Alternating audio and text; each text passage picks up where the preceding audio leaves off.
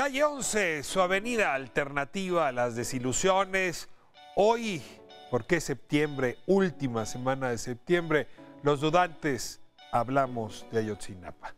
Recordamos lo que ocurrió hace 4 años y lamentamos que ese expediente siga abierto y sepamos tan poco sobre él como se sabía hace 4 años. Y en la calle hay un taller, el taller de un artista, de un arquitecto. El arquitecto Terrazas, no dudo que usted haya escuchado su nombre. ¿Se acuerda de la gráfica del 68? De la gráfica de las Olimpiadas, de esa gráfica que uno sigue viendo ahora, a 50 años de aquel movimiento estudiantil y también de aquella ventana que abrimos al mundo con los Juegos Olímpicos. Después hablaremos de desconfianza. Desconfianza entre nosotros, con el sistema político, con quienes tienen poder. En voz de un gran escritor mexicano, se define a sí mismo pesimista, anarquista. Vino con su sombrero, siempre trae sombrero, Guillermo Fadanelli. Y también Luis Muñoz Oliveira, en un texto que vale la pena leer despacio, sobre todo si quiere hablar con los más jóvenes de temas complejos en palabras sencillas. Y para irnos a dormir con espíritu celta, celta en el sentido de rebeldía en la sangre, Anne Bodrán, grupo que va tocando por esta ciudad, que nos lo encontramos en una plaza y luego en otra, y que aquí, la calle 11, les recibe con los brazos abiertos. Anne Bodrán, esta noche en nuestra calle 11.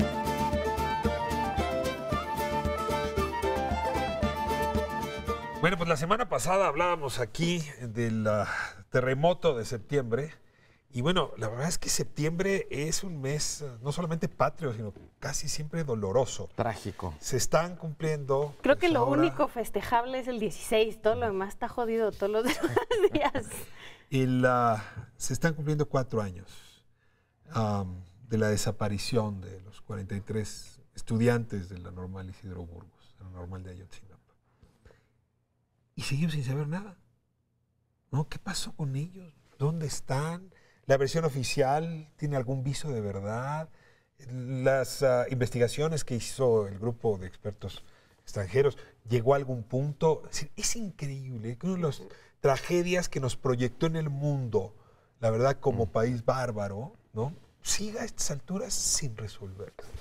Justo escuché la semana pasada una entrevista con el que era secretario de Gobernación, Osorio Chong, y decía que estábamos a punto de que dejaran libres a todos los detenidos que les había costado tanto trabajo encontrar en el caso de Ayotzinapa, que estaban a punto de salir libres porque acusaban que habían sido torturados, y eso no lo podíamos permitir.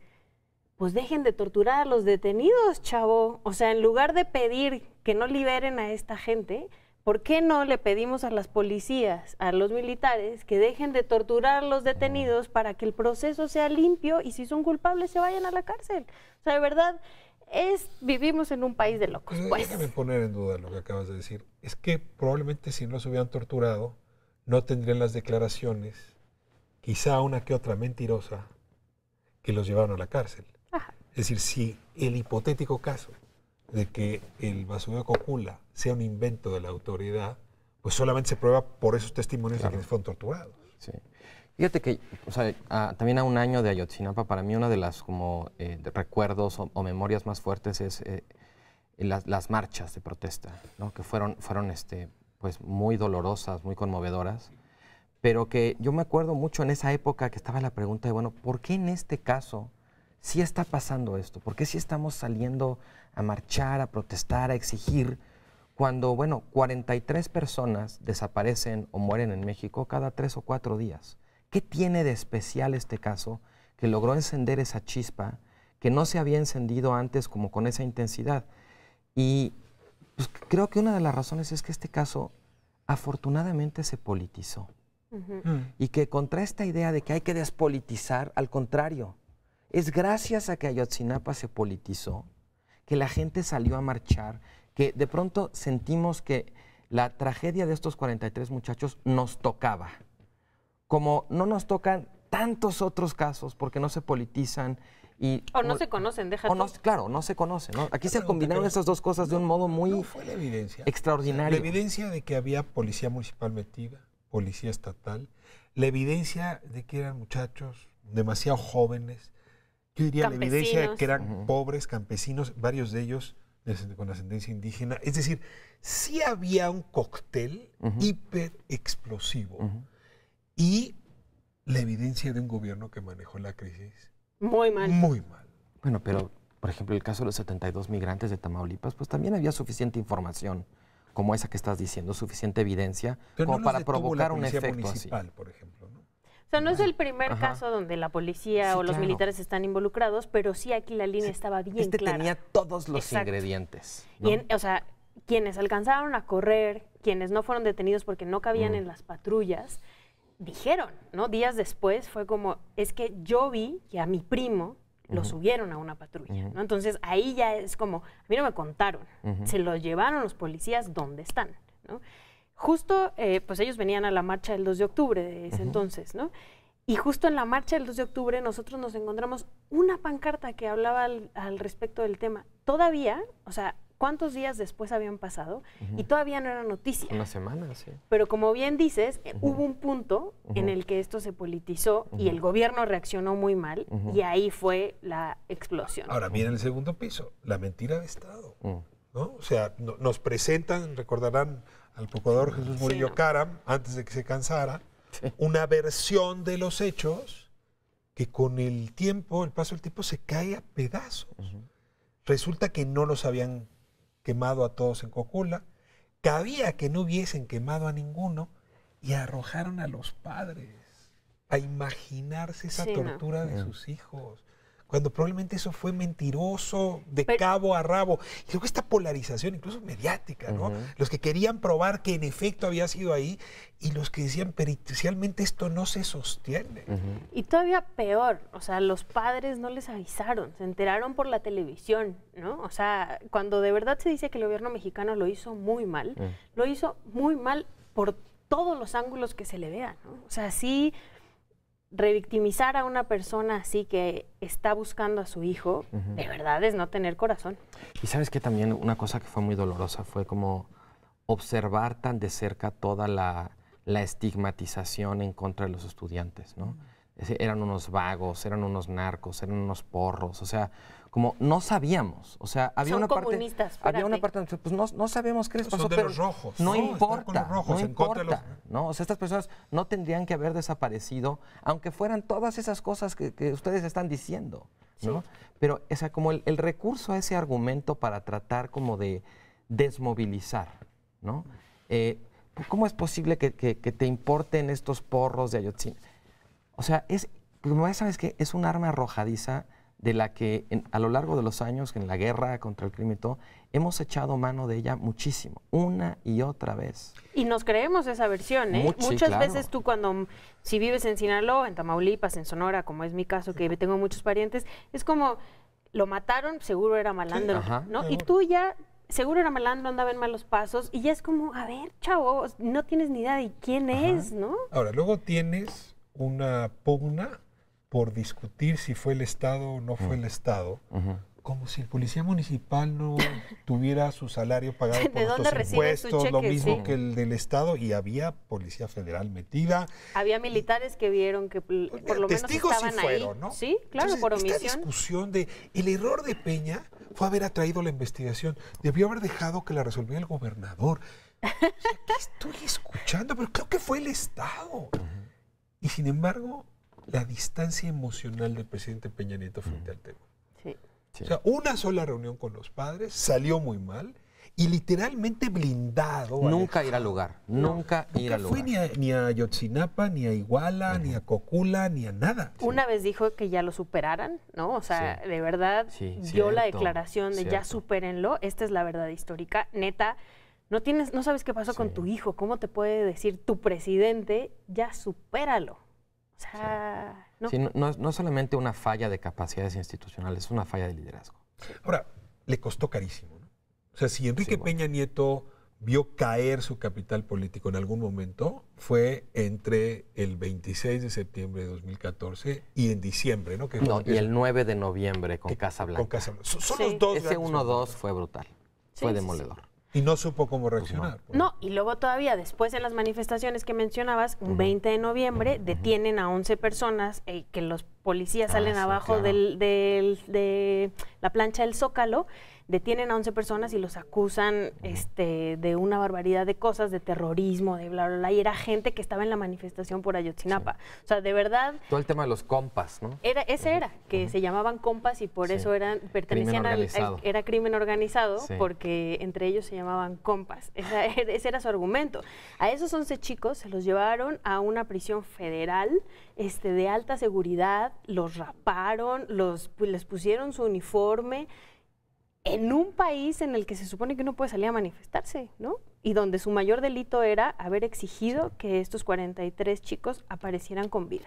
Ahora en la manifestación de los estudiantes, el día de la Marcha al Silencio, pues el motivo volvió a ser los 43. O sea, apenas pasó la marcha por el cenotafio y se rompió el silencio y a hablar justamente, a contar del 1 al 43.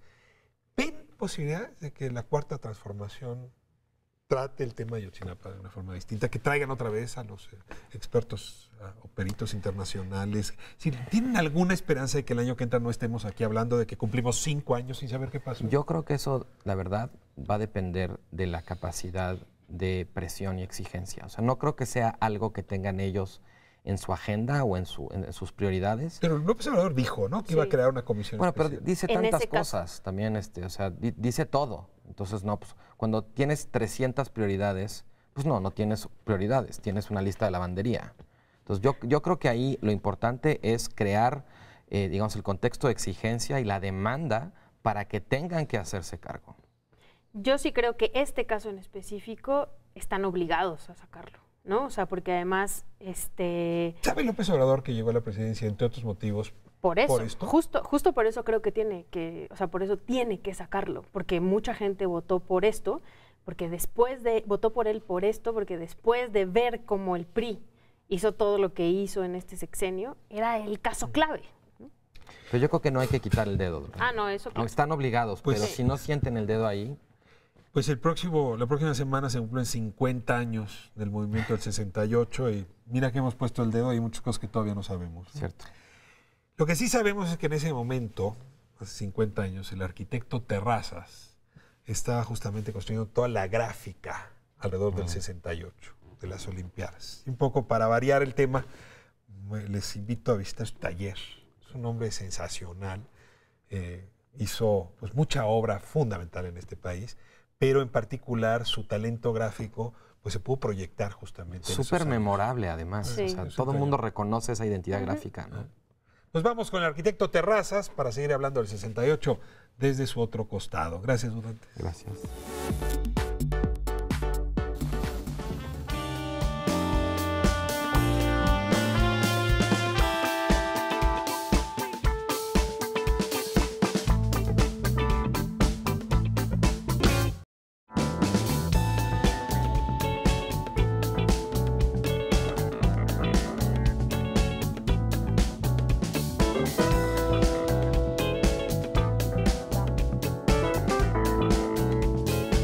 Mejor privilegio que introducirse surrepticiamente al taller del artista. Eduardo Terrazas nos recibe hoy aquí en su rincón. Arquitecto, me da muchísimo gusto. Gracias por venir y es un gusto, me da gusto enseñar el taller donde hacemos las cosas. Pues vengo a hablar con el maestro. Estas son obras que están exhibidas en todo el mundo. Son obras bastante demandadas y uno las busca porque lo que Terrazas ha hecho es construir una estética de su época, que es la nuestra. Exactamente.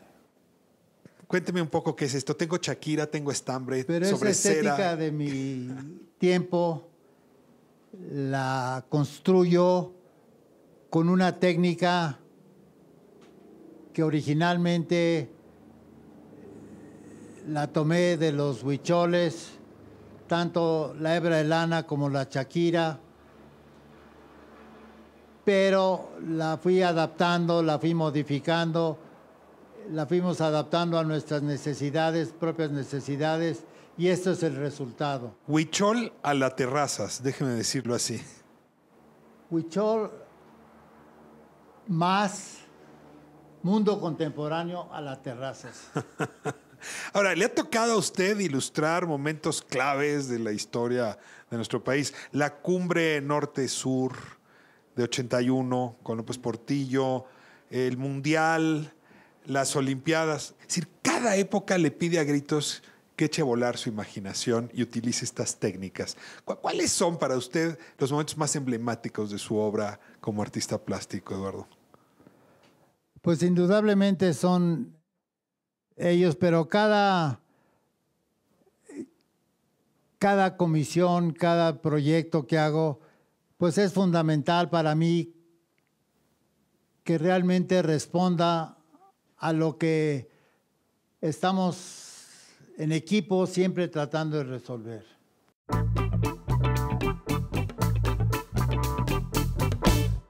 A ver, cuénteme cómo es esto. Usted diseña y luego les pide... Yo diseño, yo hago los diseños, dibujos. Aquí está el diseño que usted les pidió. No, que yo les estoy pidiendo a ellas, yo se los doy a ellas. No es un diseño, esto ya es print. Sí, ya es un trabajo impreso. Esto los hago en original. Y luego viene la pieza, a ver, cuéntenos. Es un bastidor de madera que está aquí. Primero empieza con el bastidor de madera. Con un bastidor de madera hecho al centavo para que no se tuerza, no se mueva, porque la madera, si el bastidor no está bien hecho, no queda bien. Tiene que ser perfecto. Tiene que ser perfecto. Y luego viene la cera. Y luego viene luego viene la impresión de la imagen que van a tener que... Que es esta misma impresión. Que es esa misma impresión. Esta misma impresión se va a hacer al tamaño. Esa se imprime en la tabla. ¿Y se imprime en qué? ¿En tinta? En tinta, en una máquina que se llama X. Okay. Una máquina que se llama X es lo que se imprime. Y luego viene la cera encima, que es este caso.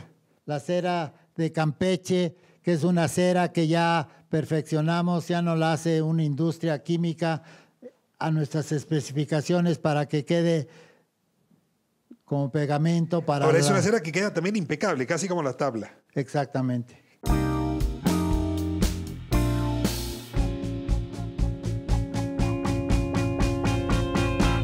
Y de ahí pasamos al estambre. Al estambre. Este estambre viene en este sentido, viene en muchísimos colores. Escogimos un tipo de estambre que casi no se utiliza aquí en México. Este estambre italiano este. A ver, ahora entonces ya puedo entender lo que está ocurriendo aquí.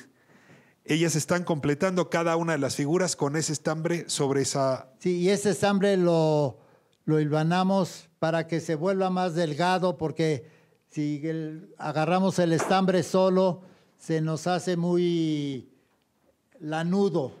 Lo tenemos que hacer más fino para que la hebra de lana sea nada más la hebra sin la... Sin la lana a un lado, sin las sobrantes. Lana, exactamente. Y entonces, la figura, por ejemplo, de este triángulo se va empezando con la hebra de lana aquí, se va poniendo, se va volteando. Y claro, es finísima, no hay sobrante. Mira. No hay sobrante.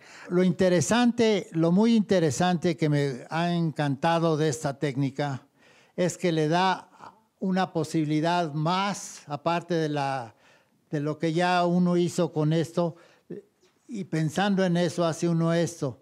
Le da uno la posibilidad de que hay diferentes tonalidades. Por ejemplo, este azul, tú lo ves con diferentes tonalidades de azul, pero las diferentes tonalidades es de acuerdo a lo que la luz le pega. Aquí las hebras vienen en este sentido, aquí vienen en este sentido. Claro, dependiendo del sentido, la iluminación es distinta.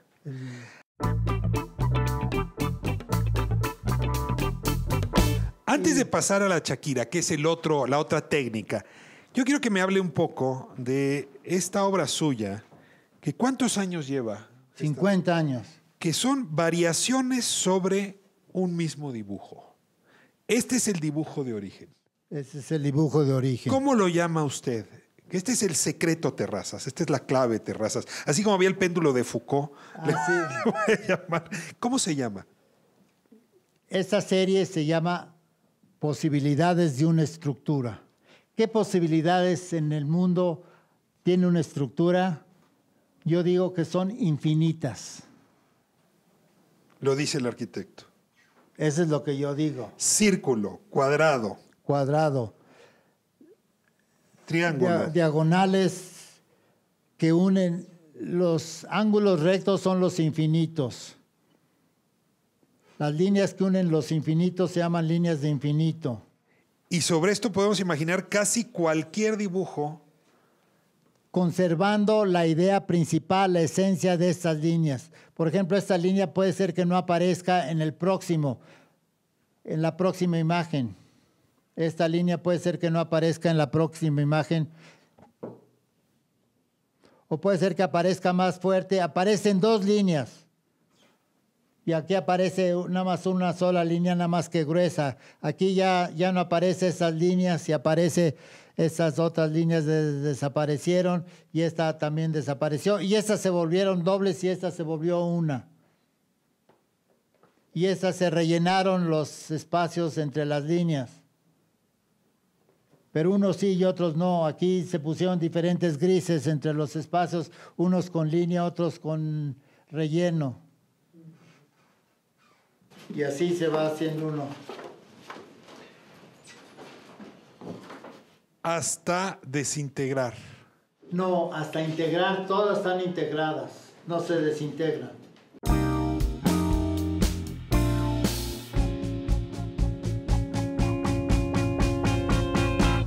La otra técnica es la de la Shakira, donde las figuras son muy distintas, donde la geometría está presente pero también se defragmenta, se quiebra.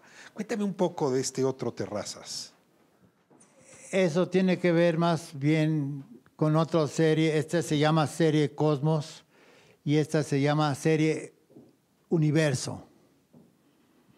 Es Más estelar. más estelar. Si tú te sales en las noches, en el mar, estas las empecé en Puerto Vallarta, en el mar, en el Puerto Vallarta, en un lugar que se llama San Pancho, un pueblito que se llama San Pancho.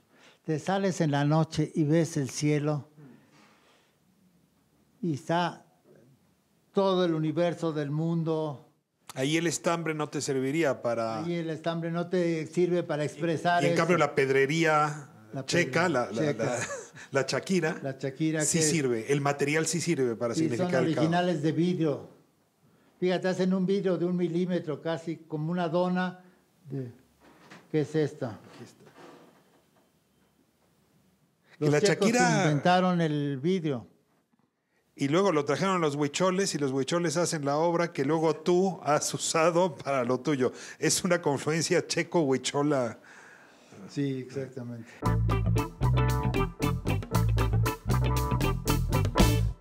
Cuéntame de estos diseños. ¿Cómo Eso- surgen más allá del cielo? Con pluma y tinta voy haciendo los puntitos y hago unos originales de ese tamaño y luego se los pasamos de la misma manera como la hebra de lana la imprimimos sobre la madera y ellos nada más van rellenando las que están. Funciona igual con madera, con Con cera. con cera. Y luego en lugar de estambre, la Shakira. Exactamente. ¿Y de dónde consigues la Shakira? En el centro los huicholes se llevan a donde tienes que comprar. Hay Shakira checa y hay Shakira china, pero la mejor es la checa. Está muy bien, pero la más barata es la china, supongo. Sí, pero a ellos no les gusta la china, los huicholes, porque creen que no es buena.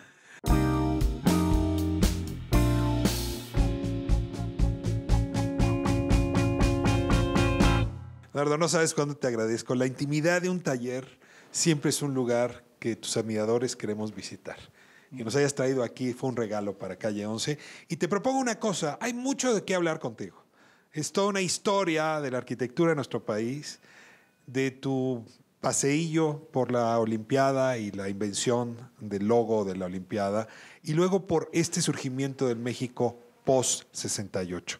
Te voy a invitar para que en un par de semanas tengamos una conversación larga aquí en Calle 11 sobre tu vida. Te agradezco muchísimo que hoy nos hayas traído tu taller. Mañana recorreremos tu memoria. Muchas gracias, Eduardo. Bueno, pues muchas gracias por venir. Un placer. Honradísimo. Regresamos a estudio. Seguimos en Calle 11.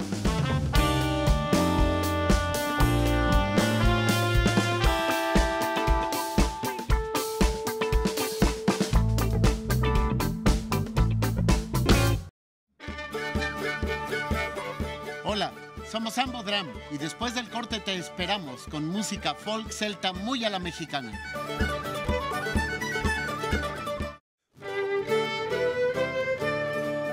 Hola, somos Ambodran. No se vayan porque después de la entrevista les vamos a presentar nuestra canción Anahuaquelt. Bueno, la desconfianza es una de las emociones, de las relaciones que hoy nos traen descompuestos.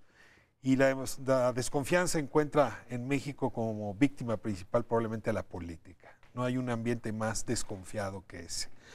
Hay un nuevo libro, Desconfianza, El naufragio de la democracia en México, y tengo a dos de los autores. Guillermo Fadanelli, qué gusto verte aquí. Gracias, Me da Ricardo. muchísimo gusto. Luis, me da mucho gusto verte acá. Y nos falta Alejandra, que ahí está, ¿no? Está. Ahí lo tienes. ¿Por qué no vino Alejandra? ¿Dónde anda? Encerrado en Oaxaca. ¿Nos contagia con esta idea? ¿De quién es la idea de escribir un libro sobre la desconfianza? Yo creo que fue de Fadanelli. En realidad, el texto que está incluido en el volumen de Fadanelli, tú lo deberías contar, pero digo, yo empiezo. Surge de un texto que escribió antes Fadanelli que se llamaba Revolución sin violencia y que luego fue puliendo durante, ¿cuántos años fueron, Fadanelli? 4 o 5 años. Sí, ante la entrada del señor presidente Peña Nieto, pues el mundo se venía abajo. Y entonces intenté escribir un conjunto de principios a partir de los cuales cualquier persona, casi con cualquier educación, pudiera no guiar, porque la palabra de guía o de Führer me sigue molestando, pero sí, de alguna manera,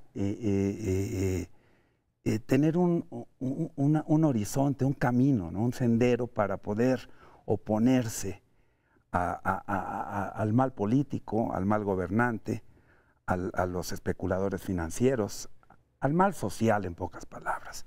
Entonces escribí una especie de manifiesto. Yo sé que es una forma romántica, en desuso quizás, pero donde yo escribí algunos principios que podría comprender cualquier persona sin necesidad de citar ni a un filósofo importante, ni a un sociólogo, ni a nadie. Arrancas el texto con un primer principio. Dices, bueno, las comunidades nos inventamos pues para mejorar nuestro entorno. Dices, nadie se atrevería a heredar algo peor de lo que recibió. Y a la cuarta frase uno empieza a saber de qué va tu texto. Porque nuestra comunidad, Luis, pues sí está heredando algo bastante peor de lo que recibió. Mira, los datos son horribles. México es el país con más desconfianza en la democracia de los Latino Barómetro y demás, ¿no? Solo comparable con la desconfianza que le tenemos al vecino. Lo cual habla de lo mismo, ¿verdad? ¿Verdad? Sí. Pero bueno, entonces, esa realidad, pues es obviamente algo que, por supuesto, no nos gustaría heredarle a nadie. Que el espacio común sea un espacio donde no te sientes seguro, cómodo, feliz, con ganas de planear el futuro de tus hijos, eso seguramente es más parecido al infierno que a lo que uno desearía heredarle a las siguientes generaciones. Entonces, me parece que ese diagnóstico pues hace bastante evidente que si bien, por un lado, se ha celebrado mucho el cambio que va a acontecer, eso no quita la desconfianza en la democracia. Es decir, que la realidad, los últimos años, ha orillado a este país a una situación donde las personas se sienten completamente a disgusto con el mundo en el que viven. No confían en su sistema democrático, no confían en el vecino. Ahora, hay una trampa, déjame llamarla así, Guillermo, la trampa del político. No creemos en los políticos, en automático. Incluso si te atrevieras a decirme aquí que crees en un político, sería como de tan mala educación como que comieras con la boca abierta. pusieras los codos arriba de la mesa. Y eso genera un siguiente problema, y es que en esa circunstancia ningún agente de bien se atrevería a ser político. Y entonces lo que estamos provocando es que esta enorme desconfianza hace que solo los más cínicos, los peores, sean los que se pongan a construir otro lugar. ¿Tienes alguna esperanza de que esta cuarta transformación, llámala como tú quieras, vaya a cambiar esa relación de desconfianza hacia el político y esa situación donde nadie que valga la pena quiere asumir ese puesto? Antes que nada, diría brevísimamente, tú me conoces, Ricardo, yo soy escritor. Es decir, procuro escribir ficciones, que son mentiras, que alteran de alguna manera la realidad y también nos dan noticia del mundo. Me atreví a escribir como cualquier ciudadano, sea un taxista, un escritor, etcétera, un conjunto de principios. Por supuesto que se respira una desconfianza hacia el político, pero así como Popper decía que todos los seres humanos somos filósofos, aunque algunos lo son más que otros, yo diría que también, y bueno, ¿quién más lo sabe que tú? Que todos los hombres somos políticos.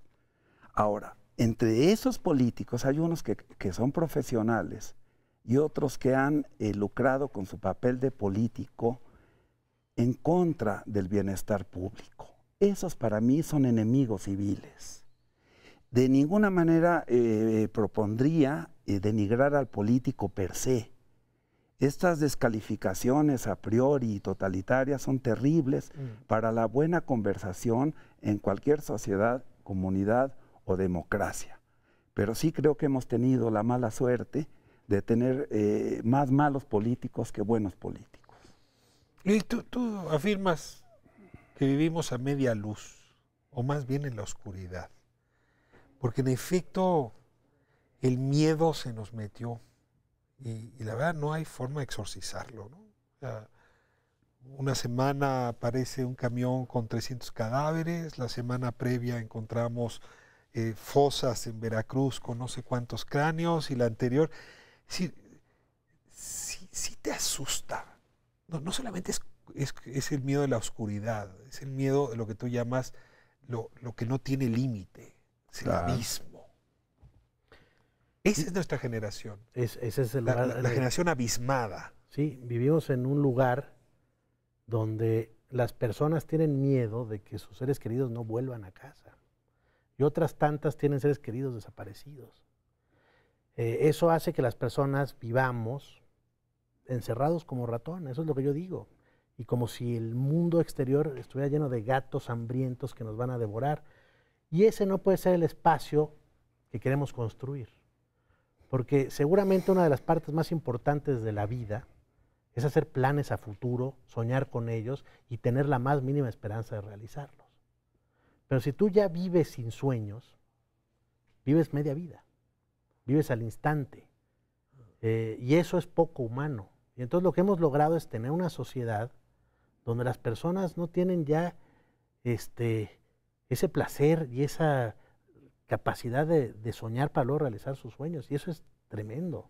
Es casi como si le hubiéramos robado una parte de la vida a las personas, que se llama futuro.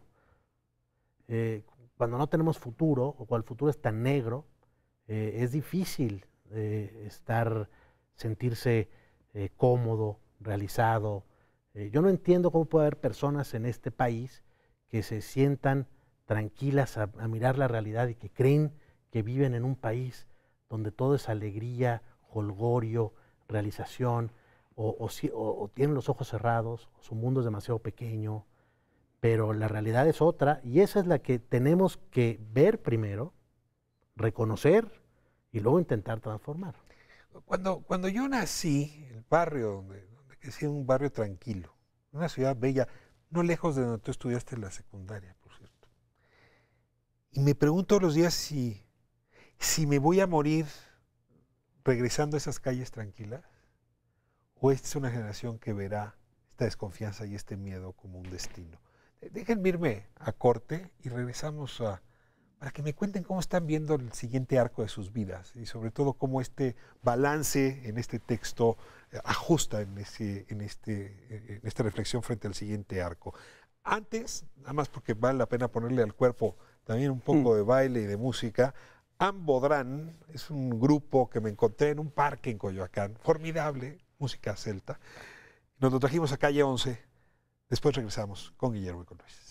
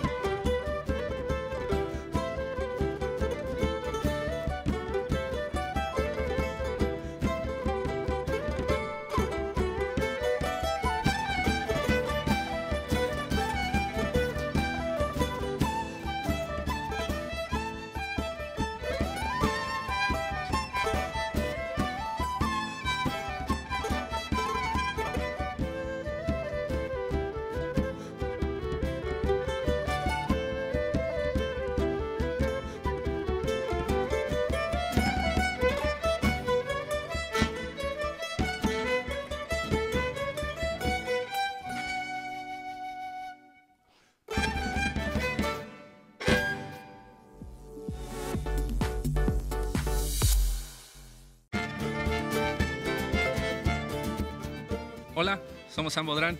Esperamos que les haya gustado nuestra canción Anahuaqueult. Y cuando regresemos vamos a presentarles la otra canción, Leunar. Agréguenos en redes sociales, búsquenos en Facebook y en YouTube.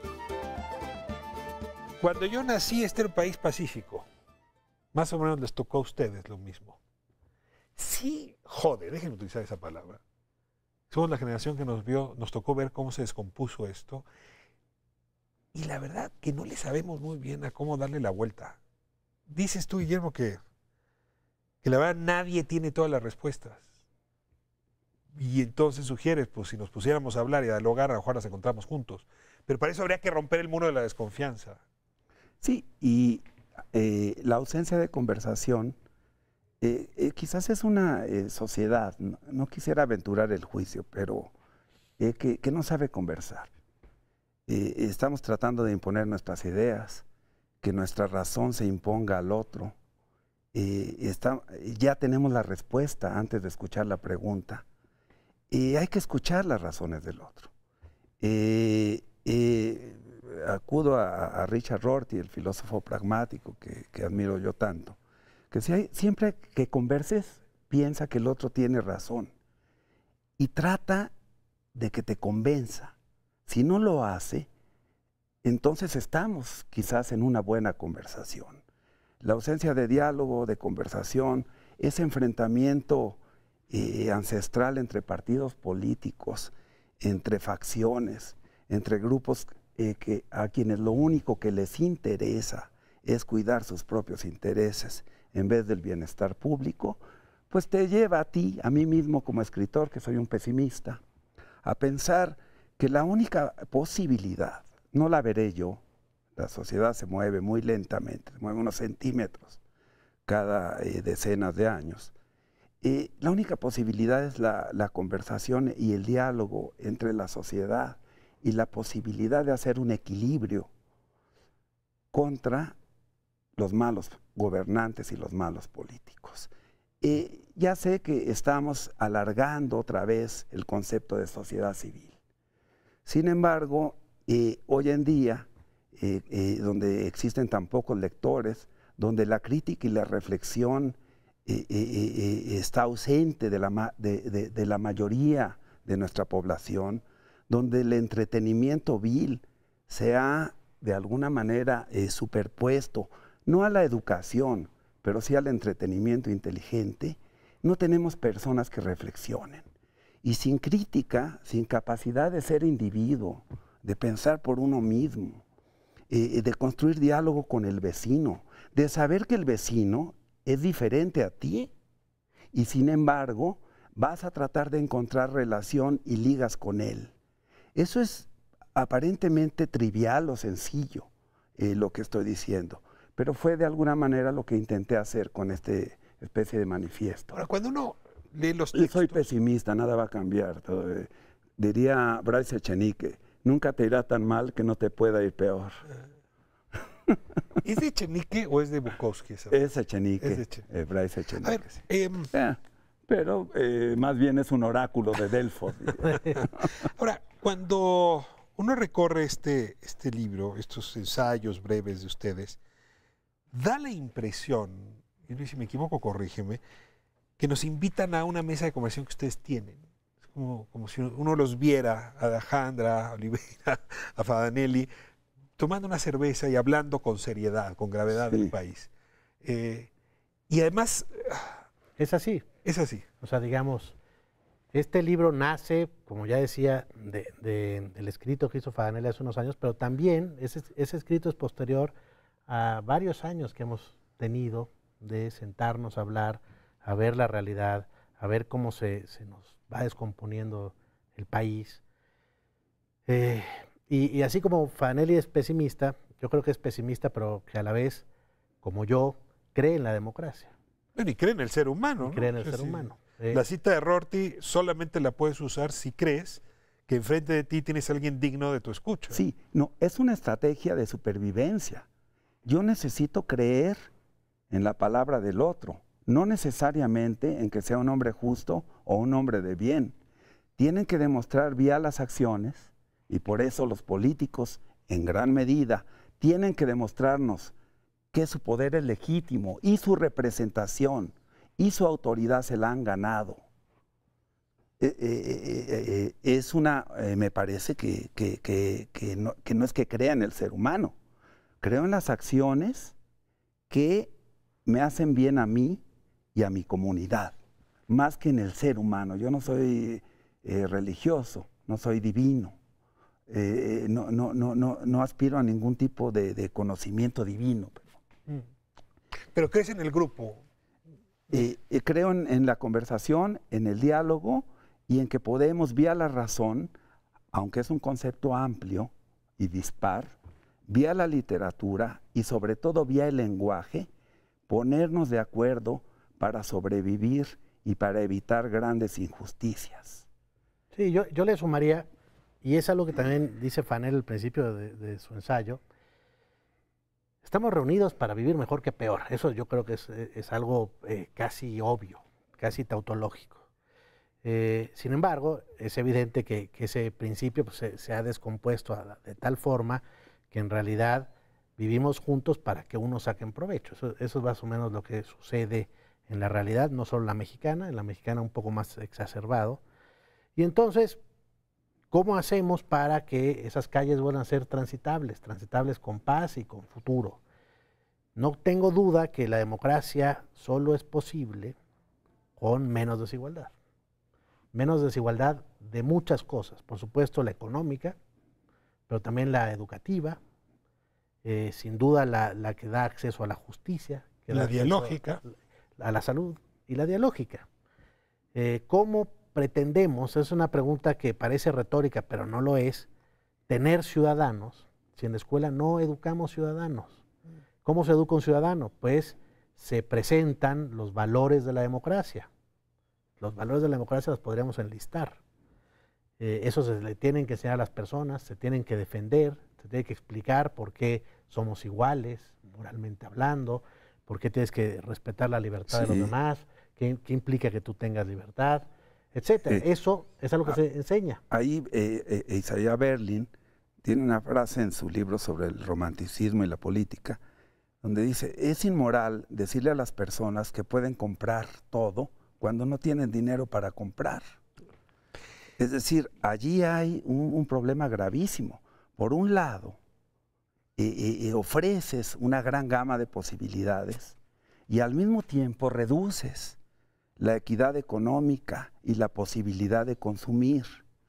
Toda riqueza, y no quiero sonar sentencioso, pero lo sueno, toda riqueza que crea pobreza es una riqueza mala vida.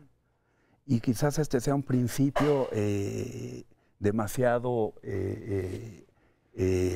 ortodoxo, pero la riqueza tiene que crear más riqueza y esta riqueza tiene que ser distribuida, porque si no, sin esa igualdad, sin esa posibilidad de equidad económica, la democracia solo es un conteo de votos, no es un horizonte económico ni de progreso moral. Hay que desconfiar de esa democracia.